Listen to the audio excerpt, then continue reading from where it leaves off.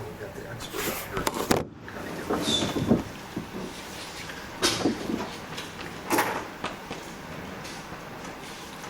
more detail on the complicated stuff.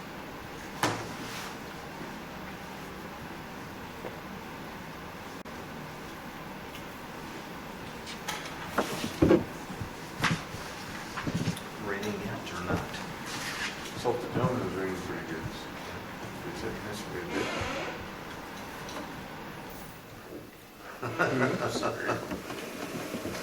Pretty sure a car in front of me got struck about a mile in front of me. It went right down on the interstate. Hit his brakes. Okay, just a little brown out there. Yeah.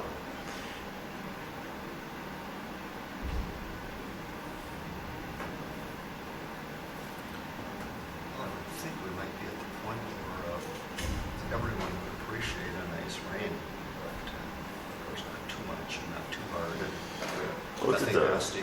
on the radar, it looks like we're going to have rain for the next hour and a half. I was gone for a week, let me tell you. I got quite the chore ahead of me. I can vote now. That's the way it works. Yeah. I have a lot of low areas too, so that water was, it was first a pond and now it's a field. I could hay it if I wanted.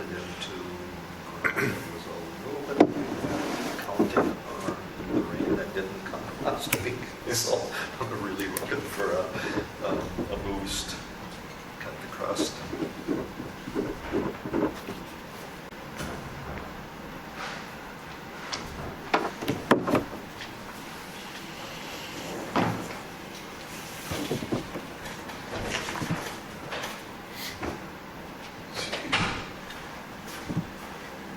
Did we keep connected here? Or? No, we lost it for.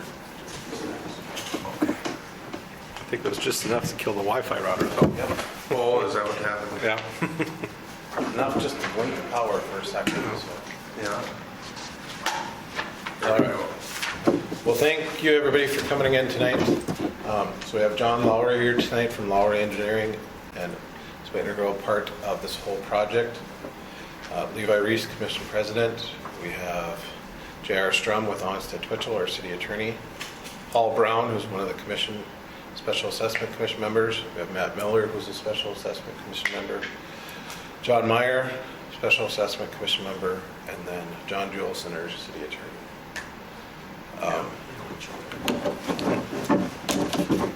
Well, I can, We got a couple things first. to Okay, do, fire and away. then we can fire away. So, I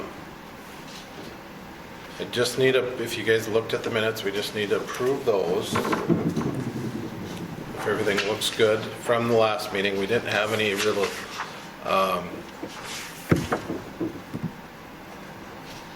thing that we voted on. It was just basically talking about the process and what happened, so. Do we have anybody that would like to make a motion to approve it? One of the two that was there last time, preferably. I'd make a motion to approve the Okay, minutes. so Paul moves to approve. John, do you second? one second. Any discussion? All in favor say aye. Aye. All opposed? Motion carries. And then, so my role in this is I'm just the liaison, and so the next item of business is to vote on who would chair this, out of the three of you, who would chair the group. Anybody like to Volunteers are welcome. volunteers? We have most of this to do this. Oh, yeah. What do I need to, what do you need from me then? All you have to do, I don't know that it's a lot, John, is it, as far as being the chair besides running the meeting a little bit Yeah. and signing your name a few Duties will be times? light. All right. Someone has to sign though with Yep. that designation. I'd be willing to Okay, chair this. do we have a motion to cast a unanimous ballot as Matt is the chair? I'll make motion and nominate Matt for chair. Okay, cast a unanimous ballot, and, because then we can vote and be done all at once. Just say yes. Yes. Okay, is there a second? Yes. Probably moved and seconded. Any other discussion? John? Yes or no?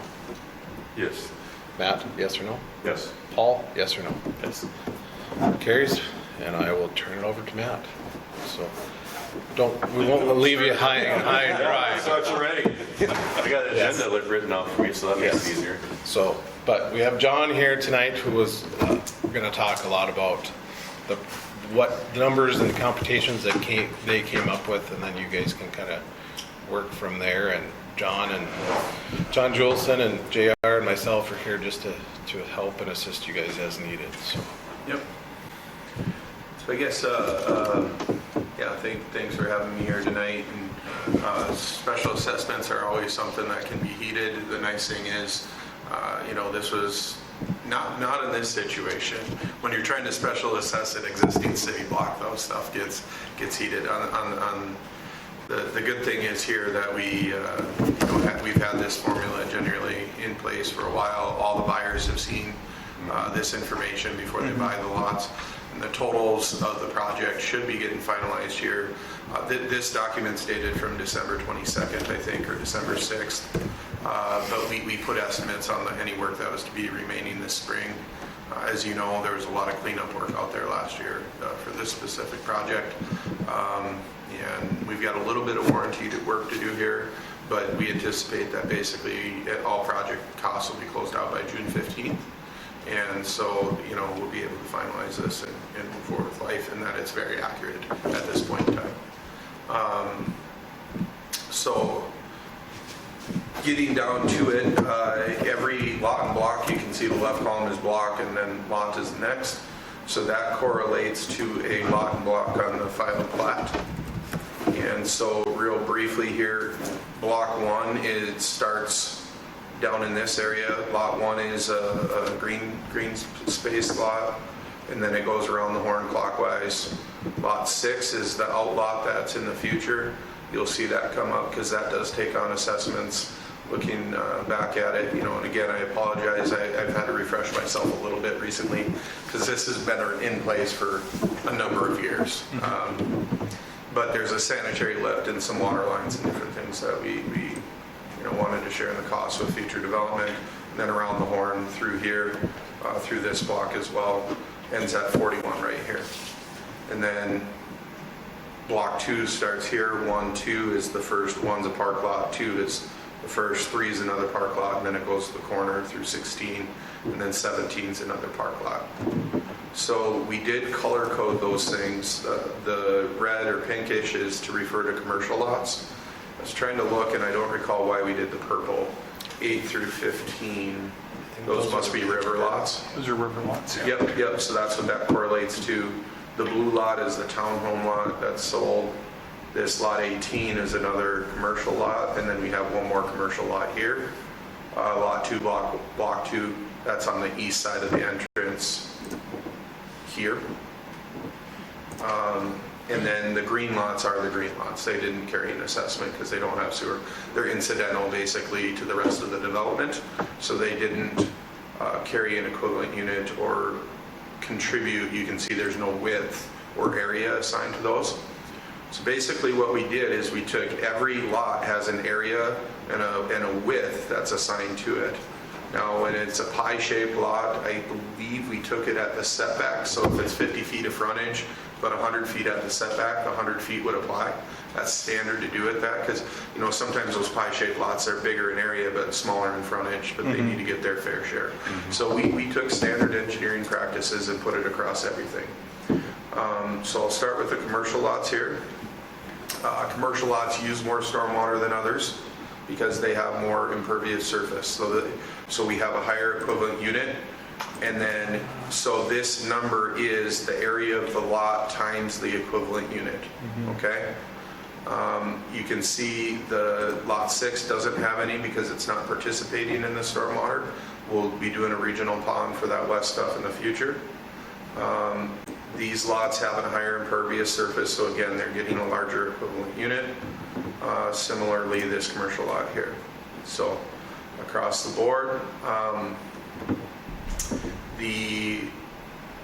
and then the residential lots were all 1 factors, kind of the base.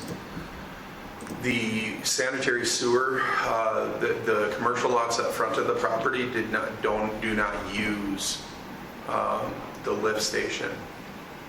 But we did extend the sewer line for those 5 to the west. And the one, so because of that, we do not have a full 1 equivalent unit. We're trying to assign a reasonable cost to these lots, and that's why we have a lower value on them. Okay. So we have a width, an equivalent unit, and then across the board that goes to the sanitary sewer calcs. Every residential home does run through that. I'd have lot 18 ties directly into existing sanitary sewer, so it got a 0 factor. Right, because that would tie in over for Yep, yep. And then here. So the water, and this 0.6, so that's intended to be approximately 60% of the future land when you net out the right of way and you net out the you're going to lose about 40%, so that's where the 0.6 plus the number really makes sense. I don't know the exact lift station cost, but when you look at the breakdown, there was a comparison. I think the lift station was about $250,000 or something, and so we're covering a little less than half with this 0.6 number, or $110,000 to the future development, and then 25%. That one is almost more of a, hey, we should help pay something for the 9th Street frontage that's there, and that's where that came in. And correct me, the water is basically for the hydrants that we put in. Yeah. To take their share of this portion of 9th Street, Because all the other water lines are paid through East Central. If I remember. We paid $57,000, I think, to have the water put in on the project, and then paid for the hydrants directly. We bought the hydrants underneath the project. But yeah, East Central wanted to put in their own water line, so they submitted a bill to the city, and then it was paid through the assessment district, and that's reflected in these totals. And I can share the spreadsheet too on where we come up with all these. If you guys wanted me to share where the numbers come from, I can do that.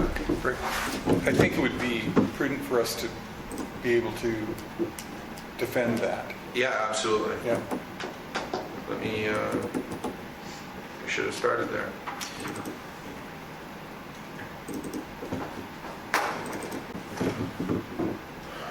Okay. Another Excel file should be coming up here. If it likes me. So, I'm still connected. There we go. And you guys might have this document already. This one, because I had shared everything. RW tools, Our Riverwalk totals, yep. Riverwalk totals. Okay. So this is the city document that they were using on their budgeting piece, and these are the total amounts that they paid to the different contractors throughout the project. This is the allowance that we had in 2023, and this is the total assessment, 3.5 million.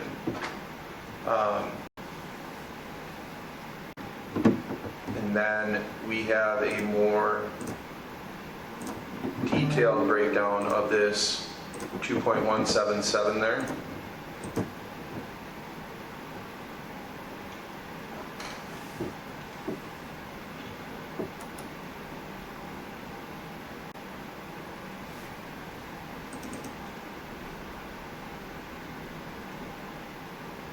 I apologize, I should have had this ready.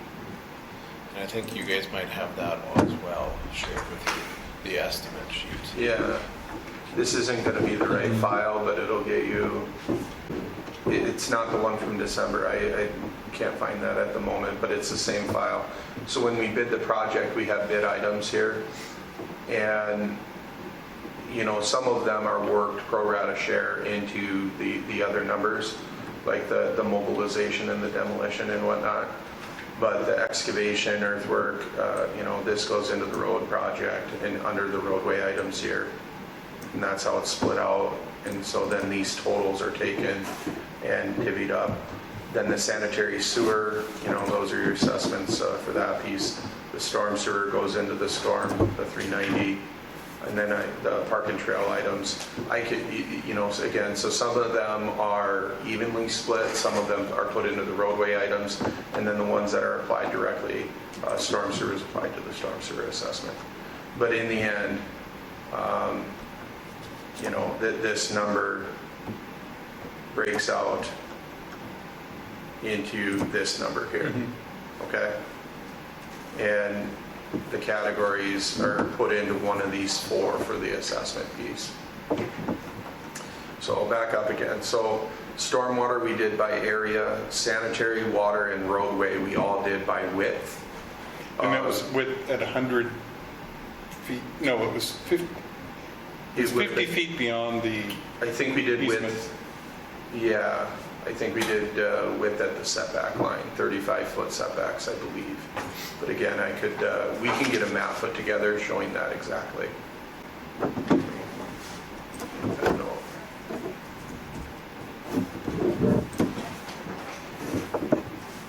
And please keep the questions coming. I apologize, I'm not as fresh on this.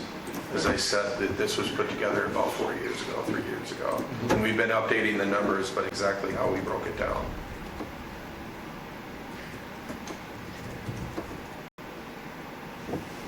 So on the commercial properties, for instance, if there's apartments going in, they have a larger sewer usage because they'll have a number of occupants in there using more sewer. Correct. That's at 1.5. 17. This one is the equivalent unit, but they weren't part of the lift station. Okay. Because that front, the sewer line, that was put in on the Kingman sewer addition, so they extended it out Oh, past, because right. that Kingman is sewer water, or Kingman sewer line goes by Anchor, by USDA and all those. USDA and Ag Country. Okay. And so I assume that you guys tied into that and just went Yeah, farther gravity line. to the That's north. that 0.25, that's why that's reduced. That is why that's reduced, yeah. And then everybody else got a 1.0. And again, the 0.6, the intention here, this 110,000 is to pay for the future, any future additions that could occur, pay for their fair share of the lift station, essentially. The lift station was put in bigger than it needed to be. The pump might need to be upsized if the whole thing fills out. But the structure and the piping and all that stuff is good for the future. So that's the intention of the 110. But yeah, so the width, if it's a square lot, makes it pretty easy here based on the front foot. Yep. So that explains the sanitary sewer, stormwater a bit, and the water, in addition to the water part of it, they were going to be a higher user of that water as well. Yep, and some municipalities do higher specials on those lots, some of them don't. They're a bigger lot, they have a bigger front foot, so their equivalent unit and just basing it on the front foot and the 236, that's like 4 houses that they're getting, and then the 3,300 versus the 1,200 for the river lots, and 800-900 for some of the smaller lots. Okay. Yeah. I seem to recall on the storm sewer, sanitary sewer, there was a calculation, like X number of gallons for employee if it was a commercial property, or X number of gallons per person residential. Is that factored in, or is it strictly the size of? We didn't get that. We can get that complicated if you want to do that, but we did not take it that complicated. Wow. No. Yeah, go ahead. We simplified it down Sure. to something that was, again, we can do it by the size and the acreage of it, and then applying that use factor to end up at a reasonable number. So, Okay. you would know. I'm not exactly sure what was in the purchase agreements when they sold the lots, but we definitely exposed all the buyers to, what we were proposing, and as a developer, are comfortable with where it's at. So, I wasn't questioning it from that standpoint. I just saw it in the storm sewer. I'm not storm sewer, but the sanitary sewer plans. I just was curious because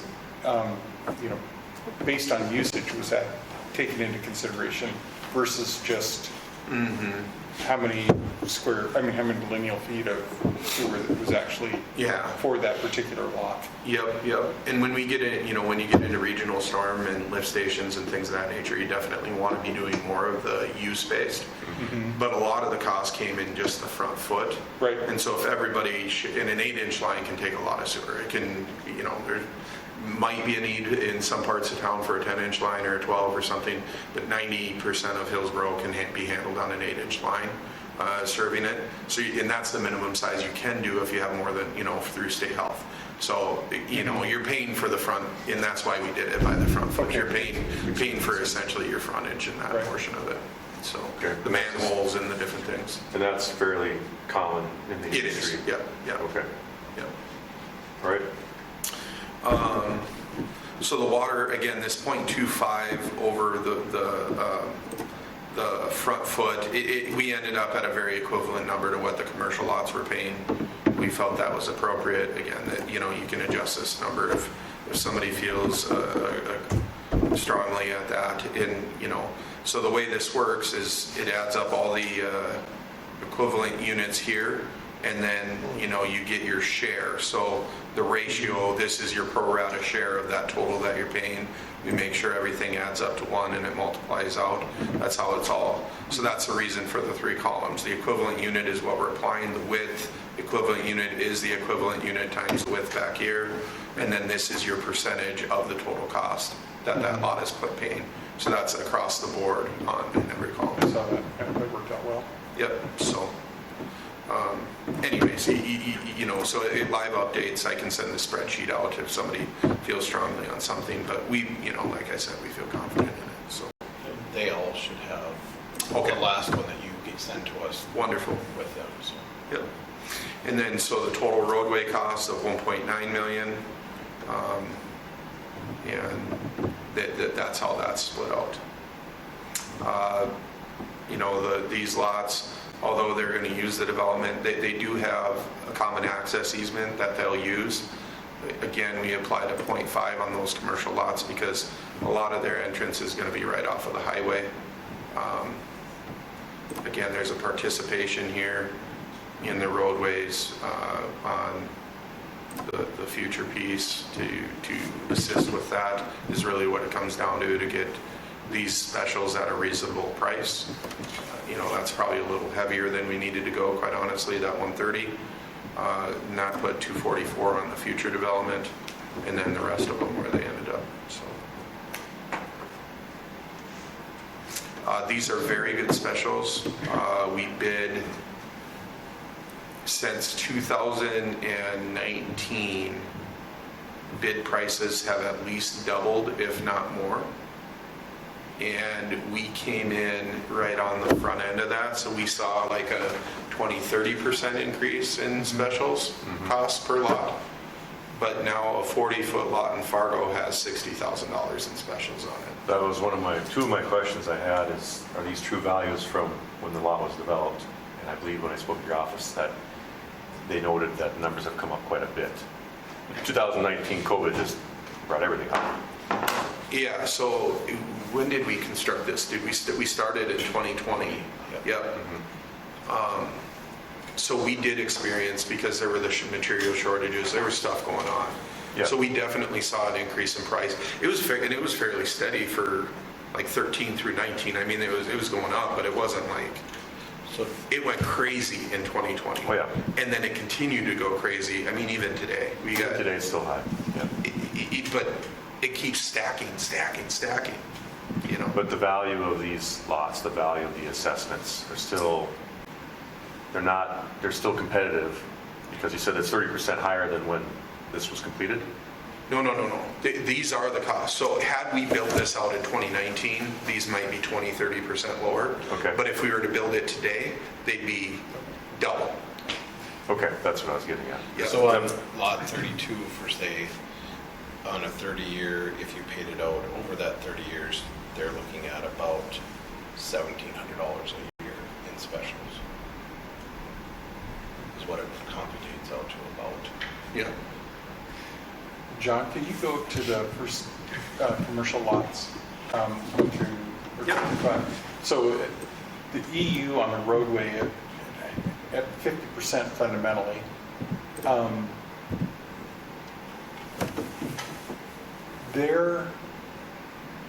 Those are all County Road 11 access, are they not? That's correct. And so they're They utilize the parks that have a lot of frontage, you know? Yeah. And I was just trying to put myself in the shoes of one of those business owners. that business owner bought those lots. We've sold 2 of those 4 lots, and they were purchased seeing this spreadsheet. Okay. Yeah, Okay. so, This is going to come in as a big surprise then. no, not at all. It's lots 3 and 4, and they fully anticipate, you know, plus or minus 105,000 in specials against each lot. So Okay. on this topic, and how does this help? How can we use this to help Hillsboro grow as far as competition? You know, these are competitive numbers I'm They are. hearing, and numbers that have gone up a lot since these were posted. Yeah, Fargo doesn't have any lots with specials like this, Okay. or pricing like we have. They're much more, as you said, like a 40-foot lot, quite a bit more. 60,000 in specials at Yeah. least, yeah. And I would say not as nice of a development, so, Correct. yeah. And so how do we compete with towns of like size, say a Horace or a Thompson or a place like that? Castleton even, you know? Yeah, you know, we did the subdivision in Castleton, and they put that in 2017 or 18, I think 2017. So they had competitive pricing too. There were groundwater issues out there that drove that a little bit, but, you know, I think jobs and location, really, the price-wise, were competitive, and that's known. Obviously, we're trying to move lots and really excited to keep them moving. So Remax has the listing now, and they, I don't know, got in front of 1,000 people or whatever. When was the Parade of Homes? 2 weekends ago and 3 weekends ago? And so, and handed out a lot of brochures on this, on Riverwalk to help keep it moving. And, you know, there have been a few nibbles on it, but no big bites yet, so. Oh, yeah. I think this is just my opinion, the biggest thing that's going to help us is if Jordan or Meridian, when they come in and build those apartments or those townhomes going in, that's where we're going to see the biggest move or shift. Yeah. Because it'll get them in here temporarily. We've already seen that with one lot out there. Mhm. Somebody came in, moved into town, built a house out there, now they're out there. I see, the reason I ask these questions is I want Hillsboro to be able to grow and Yeah. make sure that these are competitive, which, yes, I think they are. And in addition, you know, I look at lots, like Thompson has lots, but they're $100,000 and they're not by river developed, I don't think, No. to this level. So that has that going for us. They're close to Grand Forks, of course. Yeah. And the other part of it, we don't have a lot of, there's very few, there's apartments in town, but guys that want to have a step-up apartment, that's something that would help. So getting that started, and like you said, having them here, growing a community, and then potentially building a house or buying a home. Because we've seen that with Jordan or Meridians when they built that subdivision or whatever you want to call it. The Twin Homes area? The Twin Homes area. I mean, those filled up Absolutely. quicker Yeah. than they were expecting, and now they built out and they're, I mean, he's already done building all those. And I would expect that if he keeps seeing that, he may do some more over there, so. You know, and we have about a half dozen things in the hopper people want to do. There's a concept to take some of the lots on the south side. The water lines weren't put in, so take some of the lots backing the credit union and the USDA office there and do like fourplexes or something like that, or duplexes, you know, and they're zoned for that. And we're hoping that something like that happens and clicks a trigger, or Yeah, it just, there will be 15 building permits out there one year. Energy breeds energy. It just takes the time to get there. And, you know, the landscaping's all in and things are looking nice. And we're going to get the dead trees and anything replaced, get some new pictures up on the website. It just takes a little bit of time. Yep, it does. Okay. So, I think COVID did not help us. no, everything. But, you know, that's just the point of it. Had we waited, we never would have done this subdivision. You simply couldn't do it with pricing the way it's at today. You're right. The specials is a sizable amount on all these lots, but my wife and I knew that going in and built that into our budget. But Yep. like you're mentioning, I agree with you. I see pricing all the time, from steel to pumps to anything you want to talk about. Oh, it's crazy. The pricing is outrageous, but it's here to stay. Yeah. It may dip, but it's not going to go back. No. To nowhere near where it was. And I think I'm just trying to make sure that with the specials we have, as we promote the development, that we're promoting it and these numbers are competitive. That's Yep. just double checking on that. Yeah, so we worked in, yes, they are definitely competitive. You know, we worked similar sized lots in Lost River in Horace. River lots that are 80 feet wide plus have $110,000 in specials on them. And that was built out 2 summers ago. They started and they kind of finished it. So that would have been 2021 bid prices, you know, just a foot of, so I mean, that's 35-40% cheaper than what we have here. Yeah. Or more expensive, excuse me. Correct, yeah. Yeah, 50% again on top of it, or almost double on some of them. Right. So, And we have a lot of other competitive things. Our electricity is competitive, or more competitive than a lot of places. A lot of the city services are fairly reasonable. I mean, we're Yep. at 8 cents per kilowatt for electricity, which that's is great. Yeah, Minnesota's at 11 or something. So, Right. yeah. Yeah. You know, another thing you could do, that Horace, so Fargo doesn't have a lot of open lots right now until stuff starts opening up more, and they've got some, but there's a glut for, you know, the market kind of slowed things down a bit for that first-time home buyer we were mentioning before everybody got here, like a, you know, $225,000 first-time home buyer. The pricing went up, now that's $325,000, and then the interest went up, so it's like buying a $400,000 house, you know, and the person can't afford it. So that slowed a lot of the stuff down, but, you know, 5 years ago, there were 700 building permits being pulled. There's not even 700 lots, I don't think, in Fargo proper. There's nowhere near that in Fargo Moorhead proper. So Horace has taken, you know, I don't know if they had 275 or 300 building permits last year, but they've taken a brunt of those. And they just got rid of their not first time, it's a deferral on the increase in value. So you got to pay on what you buy the lot for, but what the house is for, you get up to a 5-year deferral on that. And if somebody wanted to make hay, that'd be a really good spot. I mean, that's thousands of dollars a year. That makes a difference for 5 years or 2. You can, you know, if you submit to the state, you can even go up to 10. But I think don't quote me on that. Levi, you might know more. You know, the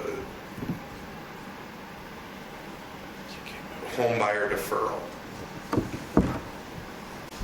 we have 150. I thought that was the Up to $150,000 for 2 years, I think.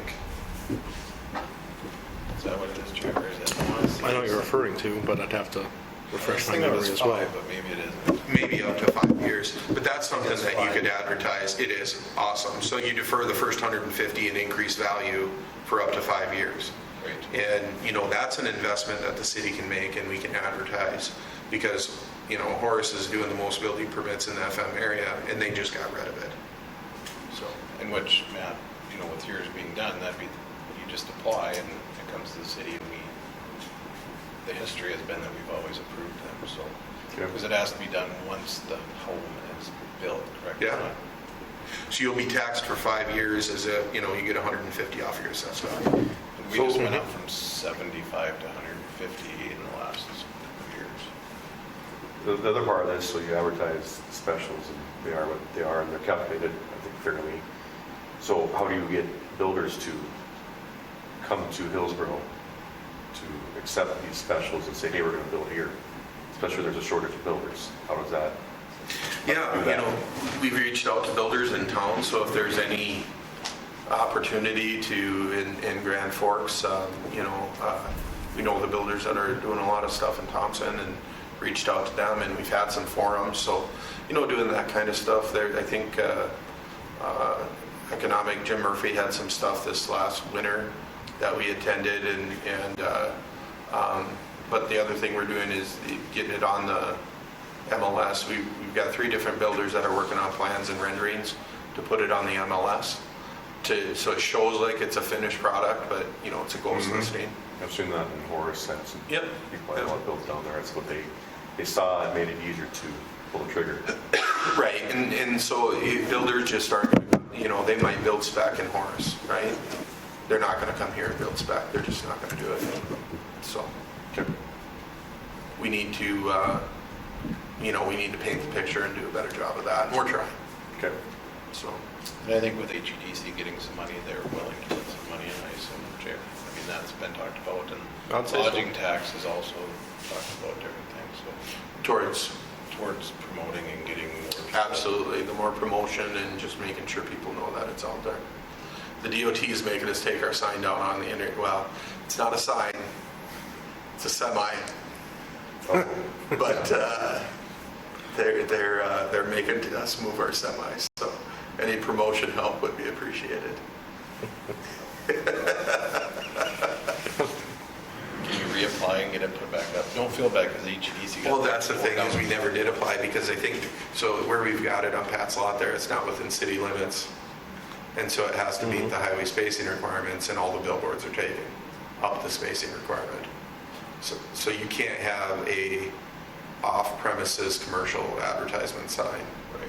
But you can have a semi-trailer on your personal property.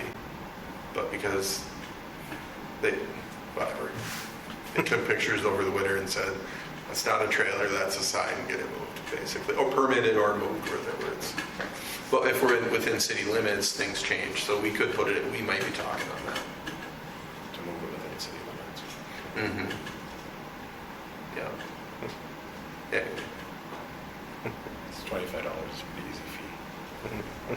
well, maybe we do that. If that's what you need to do, yeah. Yeah. This is perhaps a real simple question, but I know that there were a few additional expenses beyond the original bonded amount. Are those going to be rolled into the specials? Or I think there was some discussion, but I probably didn't understand well enough at that point Yes. to be able to. Yep. So there is some, and John was going to work on that, and we just hadn't seen those numbers, but yes, they'll be rolled into the specials. And instead of going out and getting a new note or to bond again, the city will hold it, and as they get paid off, we will take those funds in and to cover that amount. Okay, I think so- it's less than 200,000. Mm-hmm.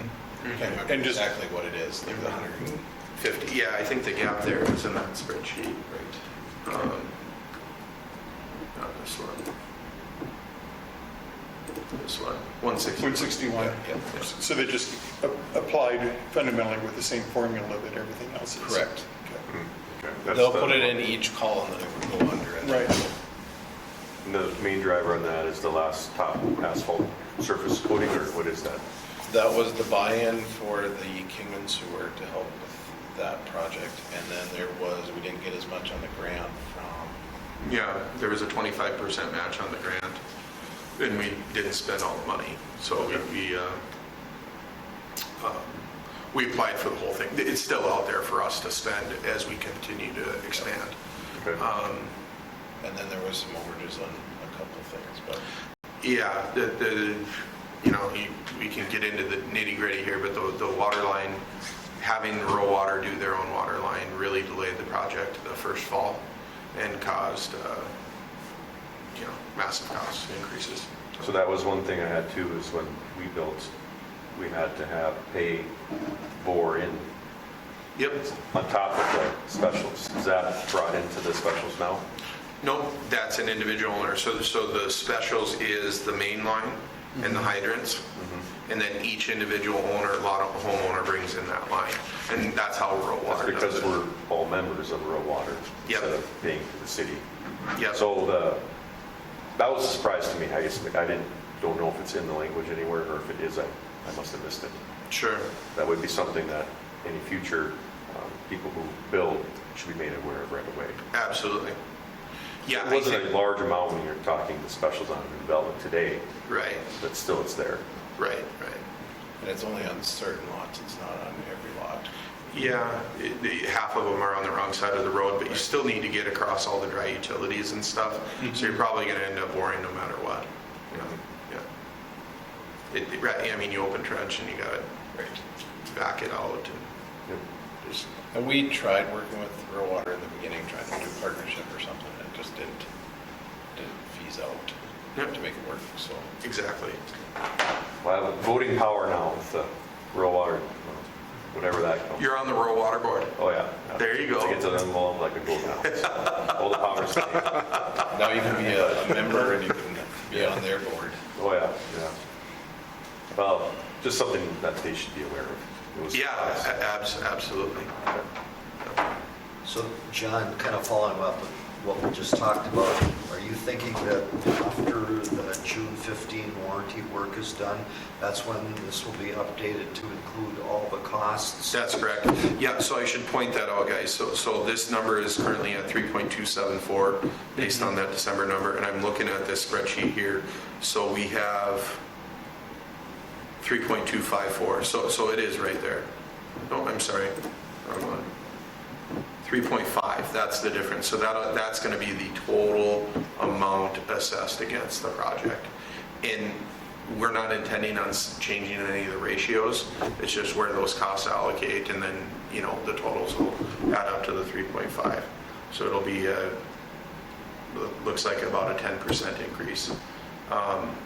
The bond, to your question specifically, the bond was for 3.345, and 161 is the difference there. Yeah, and about, 90,000 was for the Kingman Sewer District. Yeah, it was just shy of 90. So. Yeah. And that's so that the Kingman sewers over there already lift stations put in, and so it was a buy-in. It should have been brought up in the beginning, but it didn't get put on. And I hope as we move forward with the city stuff and as the development goes, we'll work better to make sure that all these things are done on the front end instead of on the back end. So we're not seeing that. But that project was done 10 years ago, so without it, you guys probably would have to put another 200 or 400,000 in. Yeah, I mean, the feasibility for boring under the roadway, that's where prairie dog dollars come in, right? Unfortunately, it doesn't. It's new. There was some other money, but, the water line board underneath was, what do we have?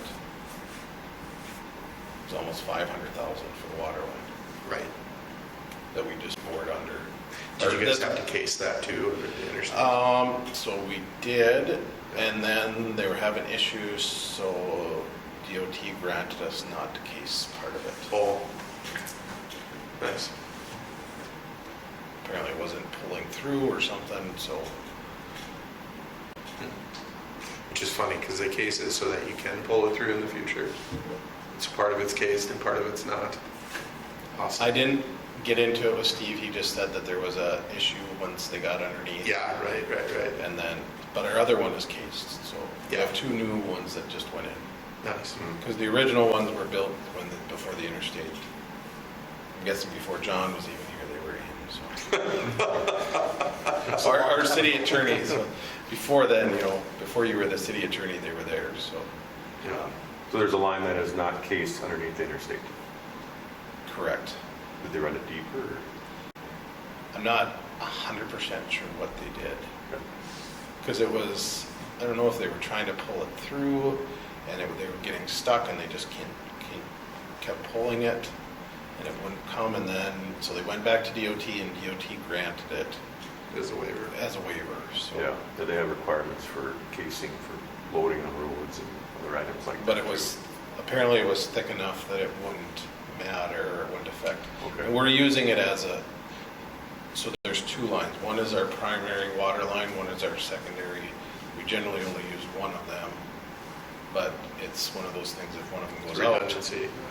we are, a couple years ago, we had one leaking and then we went to the other one and that one started leaking, so it was like, okay, we need to hurry up and get this done. We're gonna be in a hurt bag. Yeah, Matt, on the casing thing, railroads and interstates and any federal highway stuff, that you got to do it. And it's not for the structural of the pipe. I think it's to not impact their right of way in the future. Oh, really? I think so. So if you got a leak or something in there, I think, This is with rural water, with earth water lines? really any utility crossing federal highway or railroads or that type of thing. Because we had to bore underneath the railroad too for Right. the sewer line, and that's cased as well, because we went under to the river too. Yeah. Now we had to do that. Okay, it's different. I worked pipelines for a few years, and we had to case them underneath heavy haul roads. Right. That was a different, it was a CFR 192, 185, different, for different purposes. It was that extra strength Sure. for that loading, railroad impact, things like that. And maybe it is. Maybe But that might not be applying to utilities, that's a different animal. Yeah. I don't know. But we did have the case when we put the electrical line underneath, so. And I think, yeah, for that stuff, it's so that there's no, because then if there's a break and it's not cased, you got to open up the roadway. True. yeah. Where if it's cased, you can cut each end, pull it out, and put a new piece in. That could be why they, yeah. I think that's. Well, it's interesting, but not necessarily an assessment topic. but- No, right. Yeah. Okay. Yeah, so speaking to that, any other questions? You'll see with the categories, our numbers here, or how they're bid, and it's a little different than, this was more of an accounting with different clients rather than categories, or different vendors, I should say, rather than the specific categories. So it's,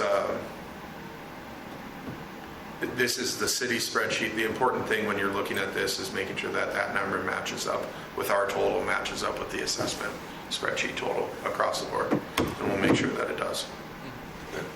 And John, do you want to refresh them on the timeline that we have to make sure we get stuff done? Because I know Matt wasn't here from last meeting when we talked to him. Yeah, I think in general, if we get going shortly after the June 15th deadline, we'll have plenty of time. But, you kind of work backward on this because November 1 is the absolute last day that we can certify to the county what the special assessments on Riverwalk are. And that's where we end up certifying because the county collects our taxes, including our specials. And then you go back from that, and what the county would like would be if we were done by early September.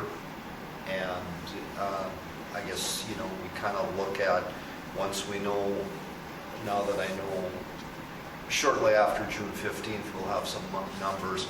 Then we have hearings and we have publications and then we have certifications from this commission to the city commission, and then there's another publication, and then there's 10 days to pay without interest. So you almost kind of have to have a target date. But I think based on what was said tonight, why I can put together a projection that'll show some estimates of completion dates. The sooner we start working on it, the better.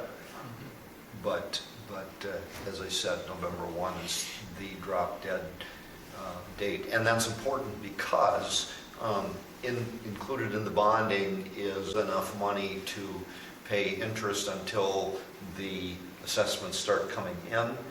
And our computations are based on this special starting to come in on March 1 of next year. So financially, we're in trouble if we don't get our work done on time, and I'll get the commission, work with JR, and we'll get the commission some estimates of time frames. It sounds so easy, but you start putting meeting dates and then publication dates in the banner, and then commission information and hearings, and it takes a while. And John had come up with, projected what it's going to cost to do all of this process of it.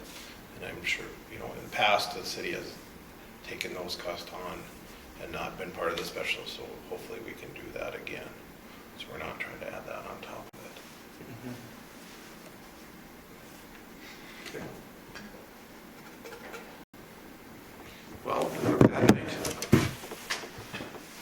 And tonight was mostly so that you guys can sit down with John Lowry and understand their computations, so that, if you guys feel comfortable with that, if that's what you guys want to go with for the specials, or if you want to spend lots of hours of work to try to do your own, there's always that option too.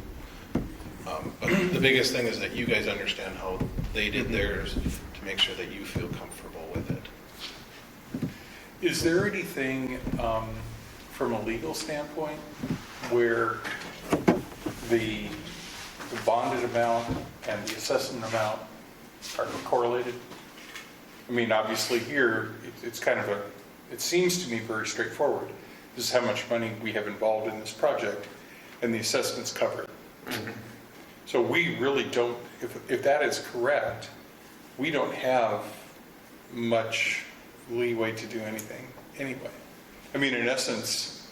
No, somebody in that subdivision is paying that money. Right. Yes. Yes. Right. Yes. Yep. You're right. Yeah. Okay. Yeah, the bonding's just a vehicle to cover, it's a loan, that's Yep, it. exactly. In the city, that's a city side. There, you could have gone state of North Dakota, they could have been rich and just not bonded anything and just paid for it and been paid back over the assessment period. Yeah, that's a separate vehicle. Mm-hmm. Okay. So it's just a question of who will be paying, and That's right. a bigger question of how we do it equitably. Right. North Dakota is much different from Minnesota. North Dakota, the assessments are reasonable and the process is followed. We're okay. Minnesota is a much tougher state for special assessments, if they even use them anymore. You would know that better than me, but I know it's tough. Yeah. When you do development and the developer's kind of saying this is how we'd like to do it, it makes it easier, but any municipality ends up buying down. You have to prove that the appraised value exceeds the assessment cost, like the increased in appraised value. I think I'm saying that right, John? Close enough. Yeah, so like Moorhead, I think they pay 30 or 60% of any road projects that they're doing out of tax dollars, and then the rest is assessed, because they don't dare assess the whole thing, they'll be challenged. Mm-hmm. Interesting. But it's dumb because taxes versus the same people, well, you get what I'm saying. Mm-hmm. Pay for it one way or the other. You're paying for it one way or the other, yep.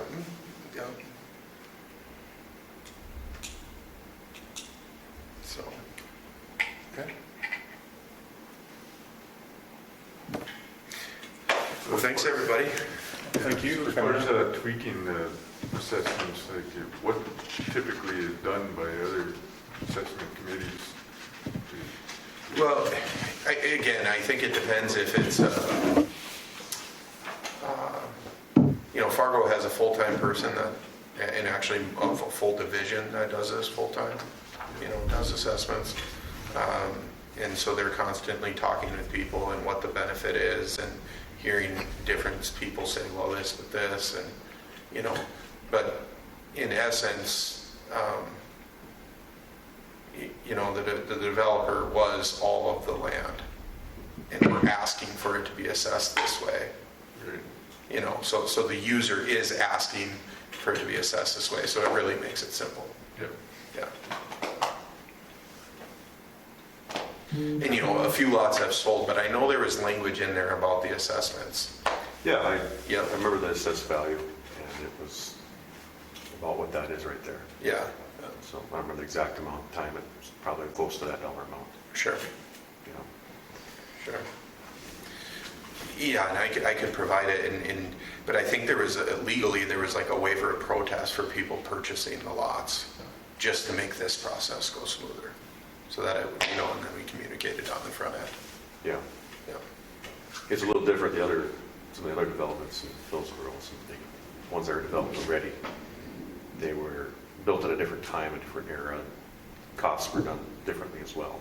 Mm-hmm. So that part, I think for local residents, when they see this, it's hard to see that and want to accept it, or even want to, like, oh, that's a lot of money, why should I build there? And I think that's the one item that I was questioning earlier, and making sure that these are true and fair values. Mm-hmm. Because we're not just in a little hole here, we need to understand what's going on around us. Oh, And well, this is still a reasonable number, and like I said, I want Hillsboro to grow. It needs to be sold that these are still reasonable numbers that have to be considered. yeah. No, And with the last development, Prairie View, what, part of that is it got turned back over to the city. So then the city had these lots and they were paying the specials on them. So they wanted to get rid of them as quick as they could. Otherwise, they're paying the specials on it. So, at that point, there was no cost in the city. So the lots went really cheap, or had that kickback that if you built on it because of it. Correct. Yeah. But now maybe it may be that you have to approach the HEDC or those others that may have funds to say, if you build on this lot, we'll give you X amount of dollars if you come to Hillsboro. yeah. Yeah. Those type of things have to I'd love to get a program like that going if we could. That'd be great. And again, 2 years of sacrifice, or 5, or whatever it is, for 70 years of benefit of having a permanent property there, and the different things. You mentioned Castleton earlier. It took 3-4 years. We were intimately involved in that project with, and it took a few years for that to get off the ground, and then it just held steady and it went. And They're exploding right now as far as growth for their small community. I was just talking to, what is he doing? He was a contractor we had, and he lives down in that area. And they like it. They just moved recently, and they've turned down any open enrollment, he told me, because they don't want any, they're getting so full in their school, and they just added on to it. yeah. And that'd be a good problem to have. Yeah, live in Hawley, and we're experiencing the same thing, minimum 5% growth year on year. And there's the weird, there's some weird, but my oldest has 4 sections, and then my youngest has 5 sections in the school, going from 80 to 100 kids per grade is It's a jump. yeah. And then Hillsboro, you guys have a great school district, and everything else that and the jobs. Yeah, we're always looking for employees, and a lot of them have to commute because there's no houses for sale. I had a welder looking for a house, and they found one, and it wasn't quite the fit for them, but that was one of, I think, 2 homes last fall that they were around, and now they're 0. Well, and everybody's competing because if the school, What was the that? school, now everybody's competing for those same homes because, the school's losing a teacher that has a home, but then we're hoping to get another teacher in. Are they going to need that home or not? Yeah, There is a home for sale in town. If somebody wanted to There's one now? Yes. Okay. If somebody wanted to And do it's in for that- rent townhomes or for sale, like a product, $250,000 per unit, so $1 million product if you did a 4-plex. It's not a small ask. They would go like hotcakes up here. You just need to, I don't do vertical construction. You just need somebody to pull the trigger. Yeah. Pat had somebody, I think his cousin's son or something like that, wanted to move to town, and he said, well, I might as well build something. I'll live in one and then, rent out the other side or the other 3 or whatever. So that might happen. And you said you saw it with the duplexes that Meridian did. Yeah, Meridians, he started with 6 and they built out, I think it's 18 Yeah, total units that they ended up finishing, so, there it is. and they're all full. They were on the wait list for it, so. Yeah. And when we get these moving, when we get these new properties, then it'll free up other places. That's right. We just need this big shift, because we haven't had any new apartment buildings built since the 80s, or the 90s, And that's the issue, is that nobody's moving and there's none of this shifting, so it doesn't open up stuff. And now with the sale Email since high school. of the 64 was my football number. Kiwanis apartments, the Trail County housing is sold out, which is gonna be another effect. So there's a lot of moving parts here, which they're going to vouchers, but if we don't have a place for them to live, then it doesn't do us any good.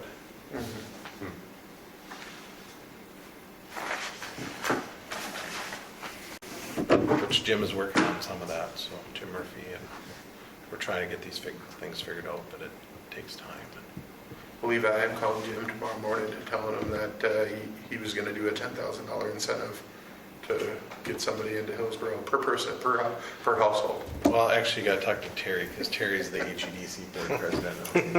Okay, there you go. Jim just has the trail, so I gotcha. he's gotta look out for the whole county. I gotcha. There you go. Or you can stop at the brewery on the way out. There you go. I'll talk to Terry then. Yeah. Yes. Put your email. Oh, yes, of course. And you can call too, please. So a lot of deer in your backyard over there? Yes, yes. Not a bad spot to be, is it? My one daughter, my youngest is 13, and she wants to go hunting this fall. Not there, but I mean, good, by the way. but she needs to learn a lot because there was a few deer in the backyard, a doe and then last year's fawns, nibbling around on something. And Dad, you gotta come see these deer. Like, you need to learn to be quiet if you're going to hunt. So yes, it was. There's plenty of deer back there. You know, it's dumb. That's what rifle season's become for me, my 13, 11, and 8. And so you end up bringing at least one, if not two, to the rifle stand with you, and all you're doing is educating the deer. You are? Yeah, because they're eating popcorn, and I at least make sure they're not getting swatted. I hang towels in the windows behind us so that they're, but lots of noise, lots of noise. Yeah, we hunt in central North Dakota where my dad lives, and Where's that? a little town called Drake, Okay. County, this area. Yeah, so we're gonna go back there and see if she'll pull the trigger or not. Well, hopefully she's quiet then. How does it work for youth in North Dakota in state? Do they have to draw, or they get a It's license? a lottery. Yeah. It's a They'll lottery. apply at that, they're broke down by sections. Right. So just like adults then? What's that? Just like adults for the youth as well? Well, youth, there's different tags. She's 13, so she can apply for the 13-14 tag, which is Oh, a statewide tag. Okay. And she could shoot either sex, mule or whitetail. But Wow. with the population now, mule deer, you're limited on a lot of it out west. Gotcha. In fact, there's areas that there's mule deer, but they don't let you hunt them. You can only shoot whitetail bucks. So I hunted with my, she was 14, she's 16 now, we went out there. Rifle went in the Badlands, I had access to some private land out there. And we saw almost no deer because it's 92 degrees out. But she could only shoot whitetail in mule deer habitat.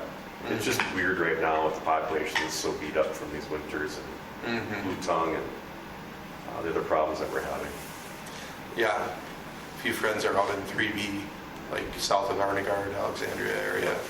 And they started getting bucks in velvet in like November. And I guess it drops the testosterone level, the blue tongue does. Yeah. So they're surviving with blue tongue. And they never get that testosterone surge that I actually sheds got them. one when I was a You kid. don't die from it. It's in velvet in deer It season. improves their testosterone as deer liver and they grow antlers. Or they grow really late. Yeah, we've seen, 4 or 5 of them, I guess. Interesting. Yeah, it's weird. I have one hanging in my garage. In November, blue tongue buck. Blue tongue, muley buck. With Me and velvet. Sarah had buck tags out 4C out by Grassy Butte there. Okay, yeah. And we Just saw the other hardly side. any ponds. We saw quite a few does and we actually seen a few bucks. So we don't have to make Sarah listen to all this. Do you guys want to adjourn the meeting? Yes. As far Yeah, that's a beautiful area. Yeah. you think